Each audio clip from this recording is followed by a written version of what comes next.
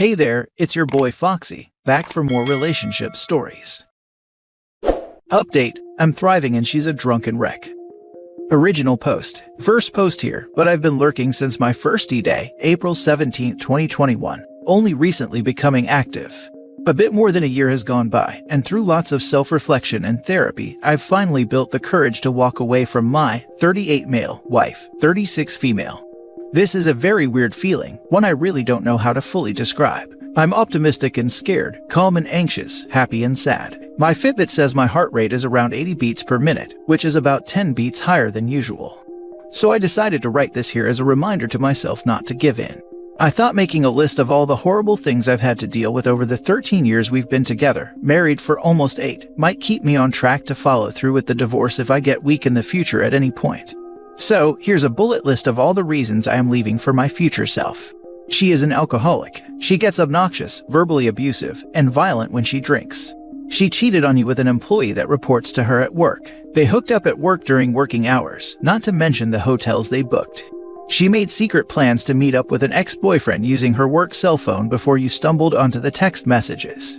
After forgiving her for cheating on you, you discovered she had booked a hotel in August 2021 during a night you were away. Once confronted, she denied and gaslit you. A week after you left the house to stay with family, she finally admitted to sleeping with the same coworker again.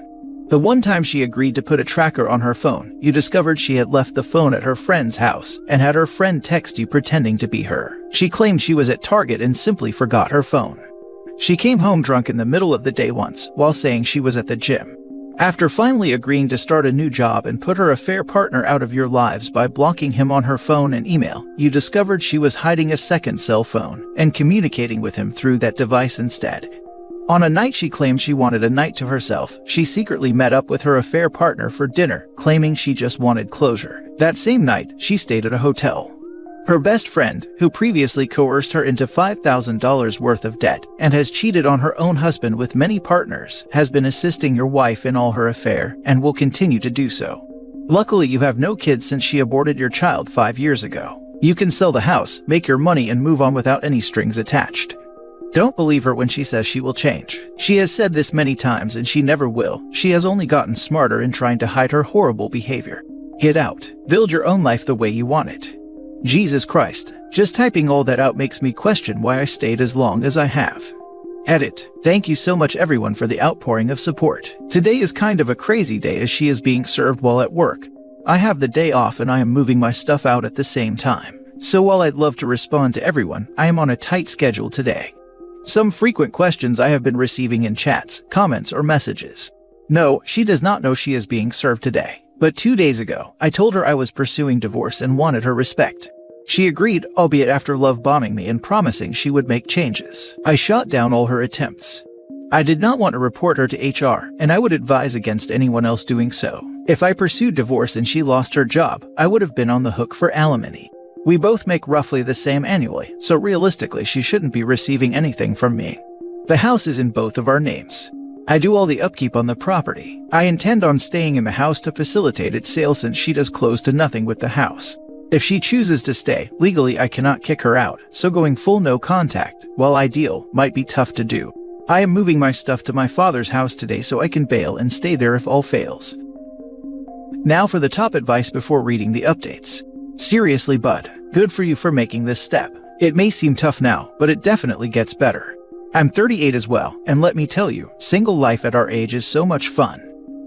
I'm looking forward to it. I can't wait to have my own apartment and be on my own. How the heck did you last so long with her, buddy? You should have left long ago.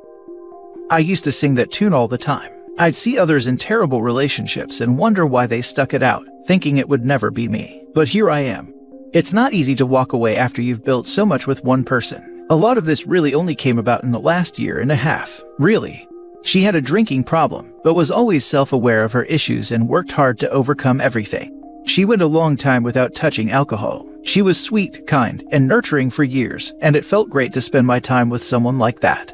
Once the affair started, she seemed to lean into all her negative behavior, and I just kept giving her chance after chance, and now she's used up all of her chances. I understand where you're coming from. If I typed out my list about my ex, you all would think I was insane for staying in it for so long. I think most of it I had become so numb that I just endured it. I don't know. Now for the first update. Hello everyone. Once again, thank you so much for the encouragement after my last post detailing the reasons why I finally decided to leave my wife and serve her with divorce papers. It feels good to get over that initial hump, but I know the road ahead is still lengthy and will be filled with many challenges. Ultimately, despite all the rough spots that occurred this past weekend, I'm feeling empowered that I am taking control of my life again. So, here is what has transpired since Friday. She comes home from work and visibly upset and unstable, but trying her best to pretend that nothing happened.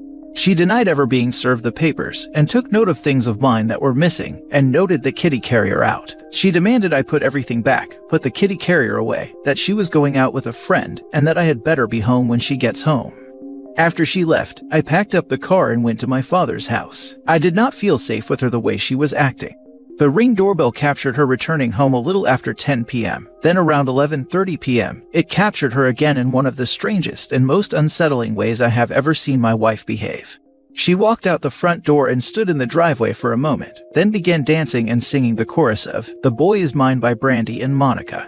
After singing the chorus of the song and a couple more verses, she walked back up the front stoop and tried to tear the Ring doorbell out, but she was unsuccessful and walked back into the house. She was obviously drunk, and I was very satisfied with my decision to leave the house and stay at my father's. I have saved the video and sent it to my attorney. On Saturday morning, her friend picked her up at 5 a.m. as they had plans for a day trip to shop at the outlets. I went home and investigated the house. Luckily, everything seemed alright and nothing was damaged by her. She came home in the early evening and still pretended that everything was alright and she was never served any papers. I ignored her and stayed to myself on the couch. Eventually she came and sat down, admitted to receiving the papers, then unleashed a number of different tactics on me to get me to drop the divorce. She threatened, mocked, begged, negotiated, pleaded, love-bombed, and guilted me over the course of 2 to 3 hours discussing everything. I held firm, laid out my case that I was unhappy and wanted out, that I was tired of being mistreated by her, lied to, and emotionally tortured.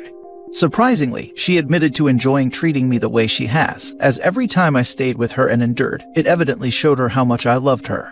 I quickly pointed out the dysfunction in that, which she brushed off as being just the way she is, and asserting that she will never sign any divorce papers. Things have calmed down. There's obvious tension in the house still, but we are coexisting and keeping things cordial. My attorney has advised that she has seen this plenty of times in her years of being a divorce attorney, and once all her tactics fail, and she realizes that the divorce is not going to stop, she will turn to rage and go on the attack, so I'm preparing for that next. This is certainly the start of a very long battle, I'm sure. But I keep thinking of the goal at the end of all this. Me, on my own and self-sufficient in my own place, not being tormented any longer. I absolutely cannot wait for that day. Her response to being served with divorce papers was to go on a shopping trip. Please secure your finances, alter your will, and cancel any standing orders for bills, especially credit cards. You've had your closure conversation, and after that, if you were in any doubt that you are making the right choice, she should have bluntly removed any questions. Time for full gray rock technique in 180. SurvivingInfidelity.com has a healing library where these techniques are explained. Find out from your lawyer if you have to live together. If you can be apart, then it's much easier mentally, and she can't accuse you of doing bad things if you're not even there. Well, in fairness, the trip was planned prior to her being served. When she came home, she had no bags of anything purchased. When I asked her if she bought anything, she said no, and that she needed to save her money. But thank you, I will check out that website. My attorney says I can leave and stay at my father's house if I want to without any consequences. I'm still debating on leaving though. Narcissists will treat those around them terribly, and if those people stay in their lives, it reinforces that the narcissist is so good that no one would ever leave them.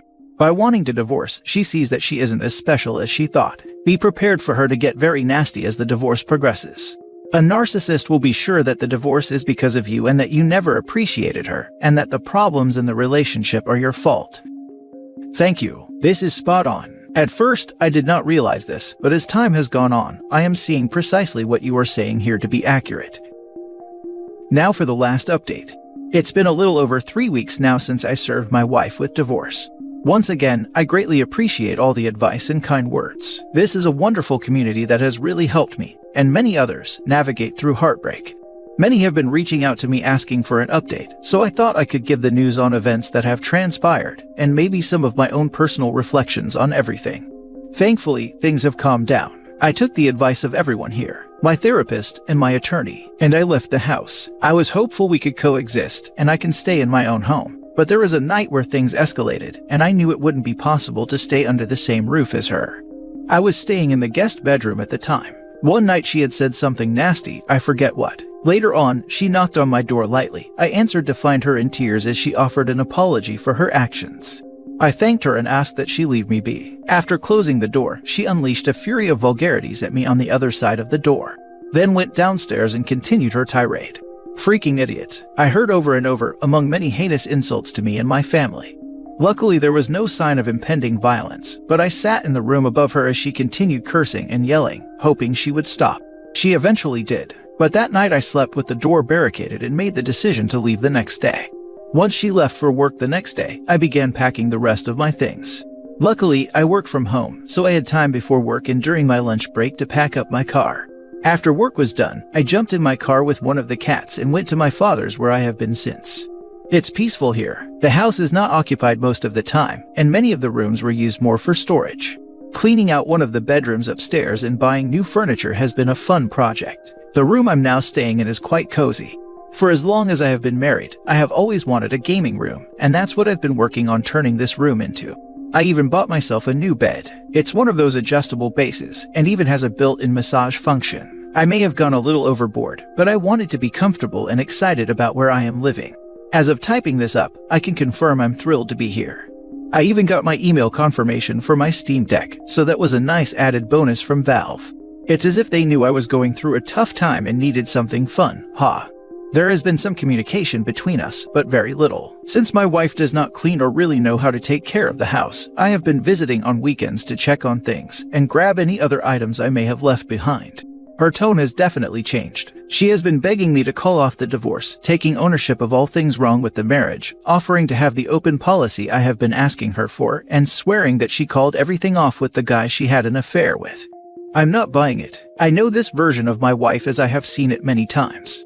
Once the dust settles, she will revert back to her old, toxic habits. For now, it's nice to hear directly from the source of my heartache that she is actually claiming responsibility for everything she has done, even if that gesture is just a facade and short-lived.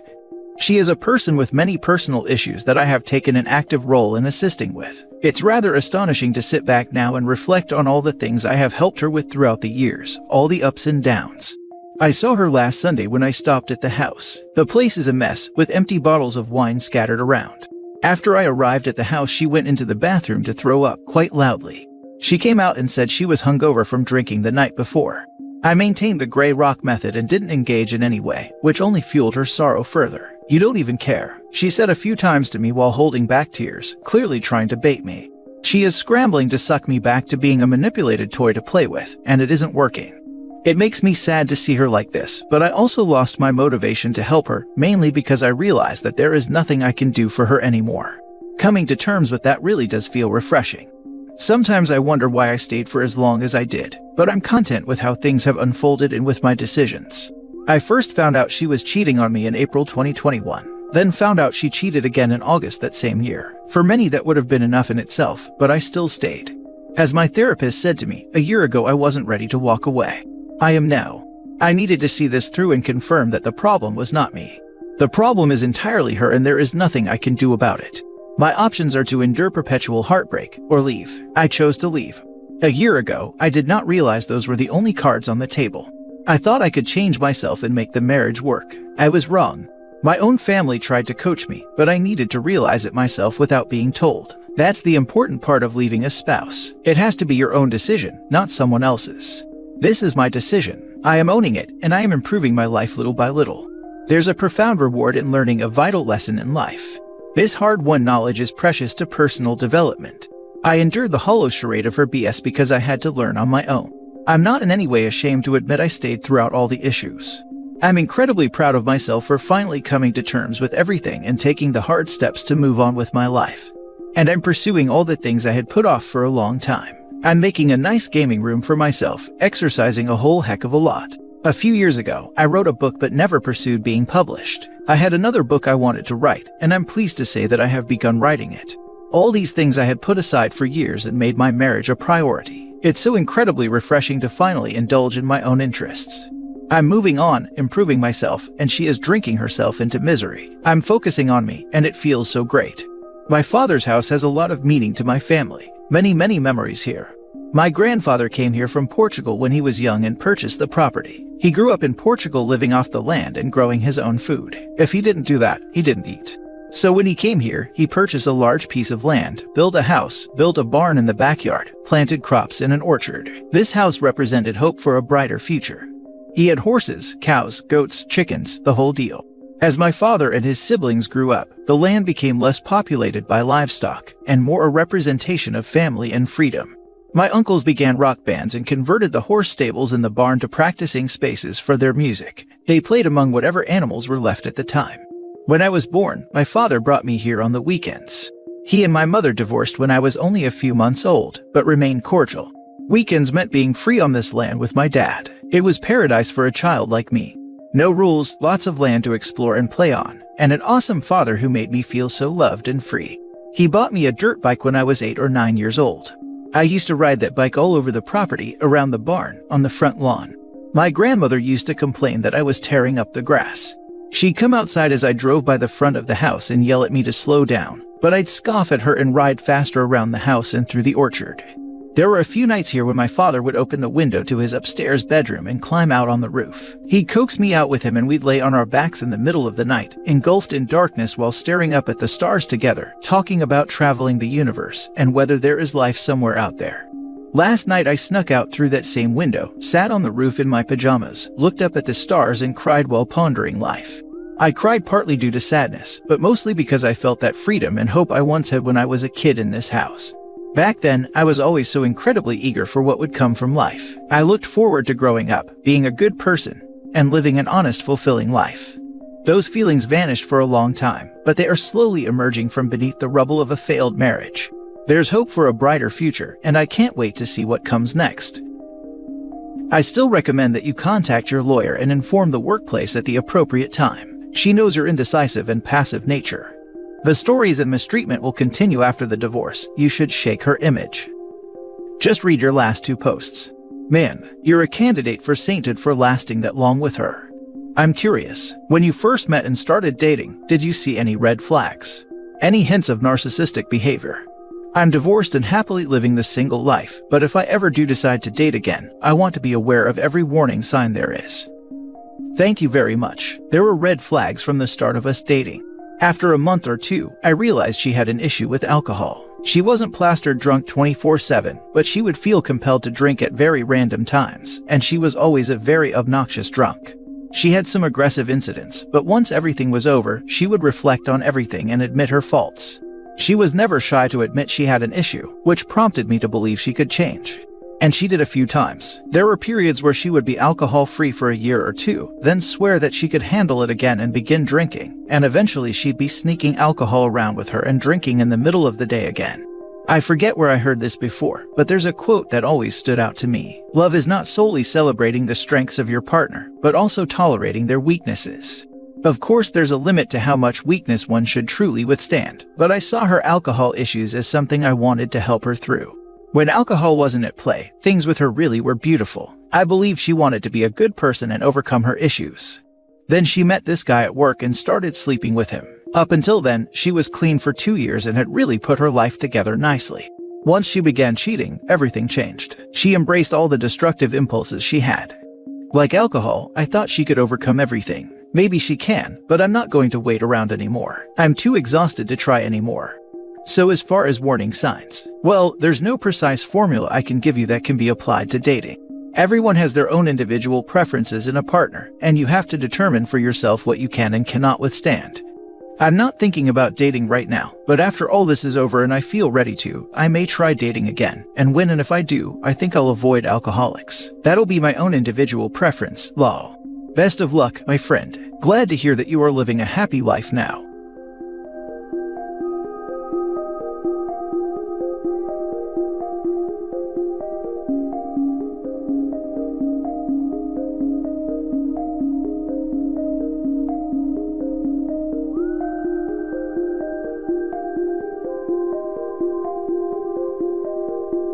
Hey there, it's your boy Foxy, back for more relationship stories.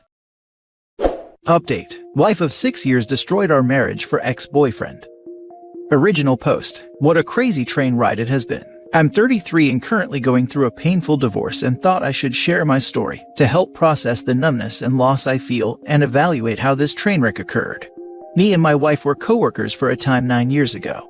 From the time we met, we were extremely attracted to each other, sparks flew, and we hit it off immediately. I dated around a good amount in my younger 20s, but there was something different with her that made me feel safe and happy. After several years of dating and living with each other, we decided to get married. I remember even at the time I proposed that it didn't feel right. We had an open relationship, mostly because of her wanting that lifestyle, and unfortunately went along for that ride. Never marry in a polyamorous relationship. Things definitely started shifting right after our marriage. With our open marriage, we set the boundary that we would only have fun with mutual friends and talk about agreements beforehand. Right before we bought our home, my wife admitted she spent a night with her ex-boyfriend and also later revealed there was no protection. I was devastated. That's where all the trust evaporated overnight. And even though I still loved her, I didn't feel respected anymore. I decided to put the house solely in my name. We bought the home when we were married, but this comes into play later in our divorce proceeding. I continued to progress in my career and being the breadwinner and thought my wife was happy.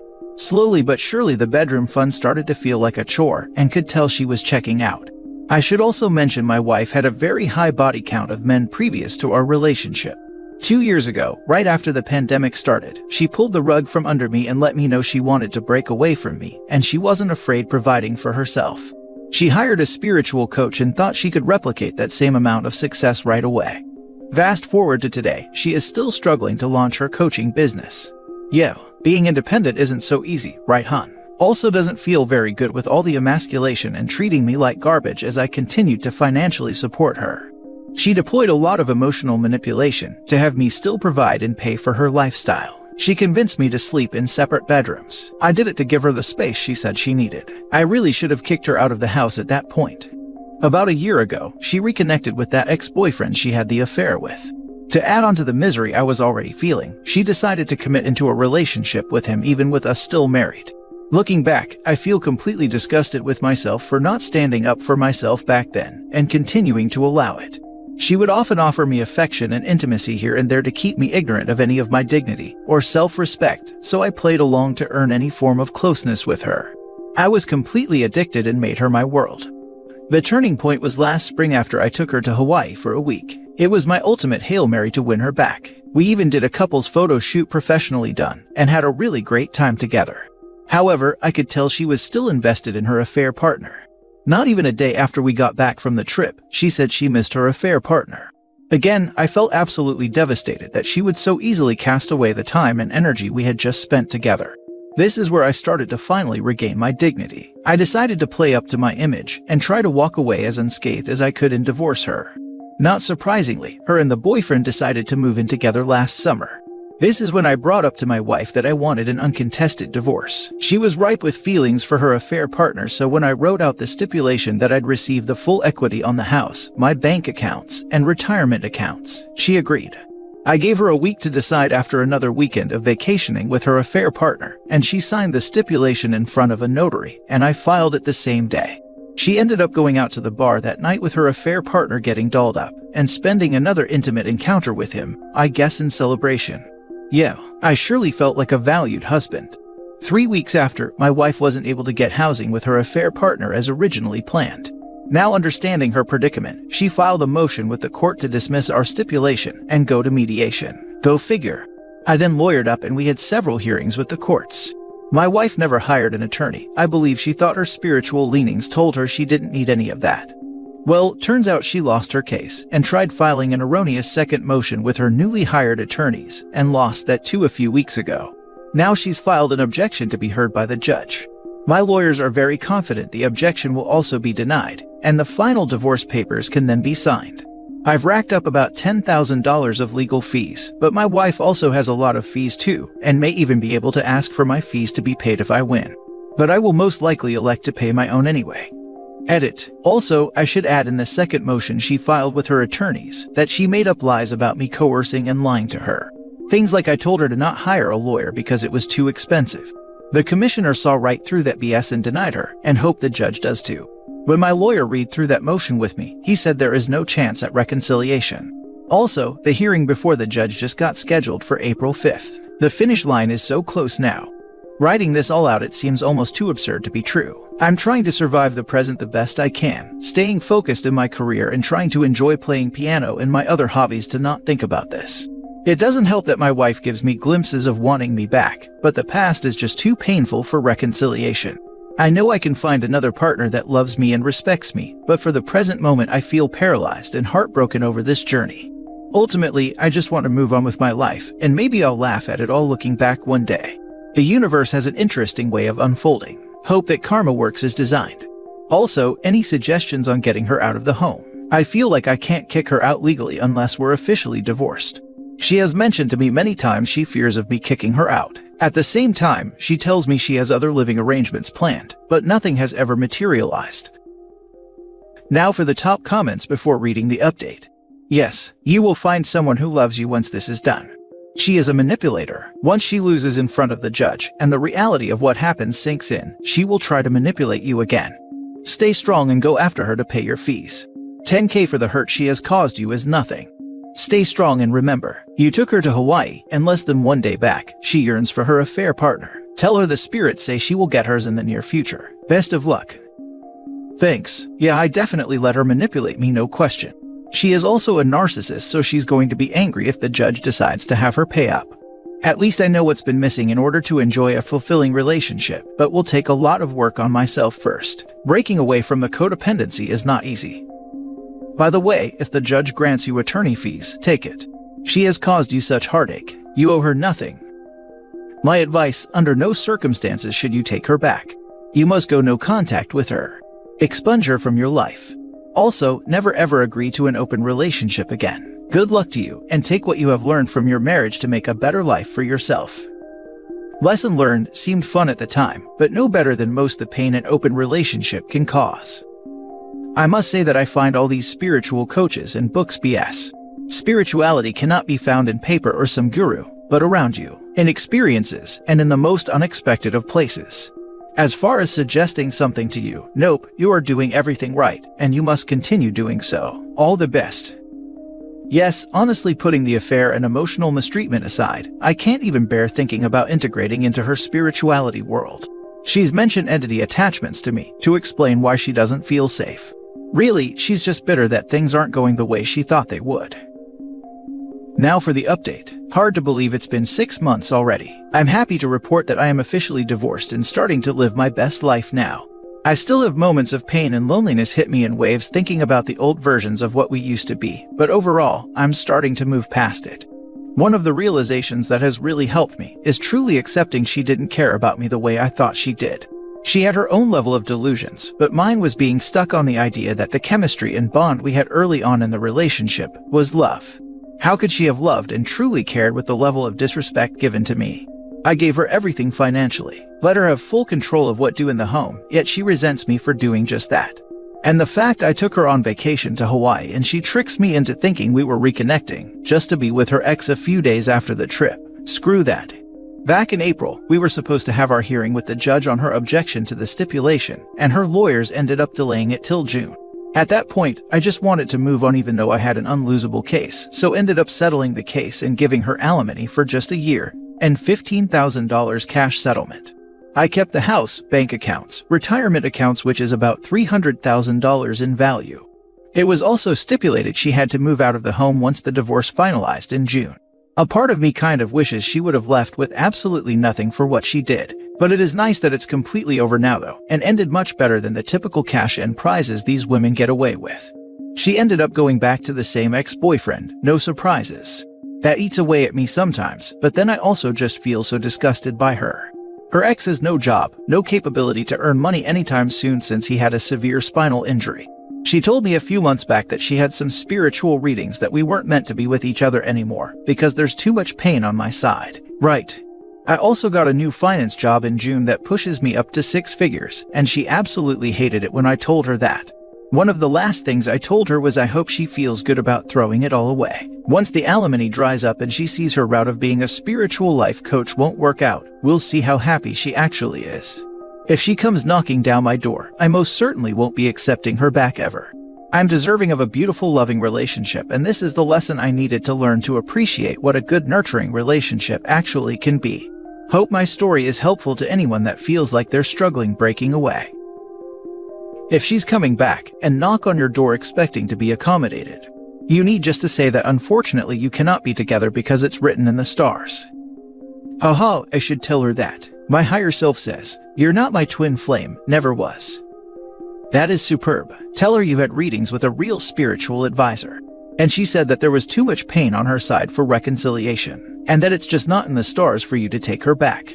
Because you are right, she will be back. Get a doorbell cam and never let her into your house, not even for a chat. The trash stays outside. Already done. Sunk cost fallacy. That's all it is. What you are missing is what you had invested in the relationship. You'll see this, and if you're a finance guy, it's no different than any other investment loss. At first you missed the money you lost, then you beat yourself up because, in hindsight, it was a dumb move. We all go through it. Just remember, fool me once, shame on you. Fool me twice, shame on me. Absolutely sunk cost fallacy in play here. I had feelings of breaking away much earlier when she cheated on me the first time. I'm a slow learner, but I learn eventually. Now for the last story. My boyfriend is mourning the girl he cheated on me with. I have never been this depressed in my life. My 23 female boyfriend, 23 male, has been cheating on me for the last 5 years. I've always caught him, and he would be remorseful and do everything to try and make it work, but something changed this year and I guess he met someone he really likes. It started off as friends, but little did I know he was in the middle of setting the grounds for a relationship with her. I've noticed that lately he has been less emotionally available with me, and I attributed that to me doing something wrong. I often lean on him for support when I have issues, and he doesn't like that. So I've been working to try and learn to keep that stuff to myself and not burden him with it anymore. So I guess that's why it didn't click right then and there. Anyway, I found their conversation on his phone, and when I tell you my heart broke, it's an understatement. I saw the man I started dating 5 years ago in those texts. A man who is excited about this person, interested in their life and passions, sharing deep thoughts with that person, taking initiative to plan dates, and rushing to help out when anything is wrong. What broke my heart is that I've been searching for this person for months now, and I believed he didn't exist anymore. That hurt, but it's so much worse knowing he's still the same person, just not with me. Anyway, the story gets worse. So, when I confronted him about the texts, he didn't want to deal with it. He wanted to break up with me. That's new. He usually wants to work it out. Weird. So I tell him since he doesn't want to explain, I'll go talk to the affair partner. This man freaked the heck out and was suddenly open to talking about it with me, as long as I don't message affair partner. I tell him that he needs to call her and tell her right now, or I'm going to contact her myself. He ends up calling her, and she's angry of course and wants nothing to do with him. That's the point where he becomes devastated. He's all of a sudden crying and hating me for making him do this. Imagine finding out your partner of 5 years cheated and is only upset that their relationship with the affair partner is over. The worst part is that I begged him to stay and try to work it out, but he's so angry at me that he says he doesn't want anything to do with me. How am I the bad guy here? Or was making him tell affair partner taking things too far? My self-esteem is in hell right now. Today, I asked him one more time if he wants to work it out. He said no. I packed my things and left while he was in the shower. When he noticed, he called me and started saying, "I thought you wanted to work it out. WTF. I have no idea what to think and why it took me leaving for him to suddenly care about me. I'm so sad." Now for the comments. Why are you staying or trying to make things work? You aren't his first choice. Seek therapy and realize you deserve better. I agree, I need therapy after all this. I really think you misunderstand. You don't need therapy after this. That is not what anybody is telling you. The therapy would be for figuring out why you are responding to this sort of treatment by pursuing this horrible person. People often have traumatic events occur with no need for therapy. It's only these maladaptive behaviors that cause them to seek things harmful to them that would be reason to seek therapy. So sorry this happened to you, but I have to ask, he's been cheating on you for 5 years. Why are you still trying to work it out? You need to get into therapy. Just because he's desired by other females doesn't make him a good person or mate. You're trying to fix this guy, and it's just not going to work. He's playing you for the steady home life and emotional, physical intimacy when he feels like it. Run away from this guy and speak with a therapist to see if you have codependency issues. Good luck. You're right. I feel like I'm codependent. I am honestly afraid of life without him. You're 23. You really want to live the next 50 to 60 years dealing with this nonsense. Please get into a therapist and find your self-worth. If you act like you have no value, people like your boyfriend will treat you like you're worthless. I'm starting to see that now. I definitely need therapy, lol.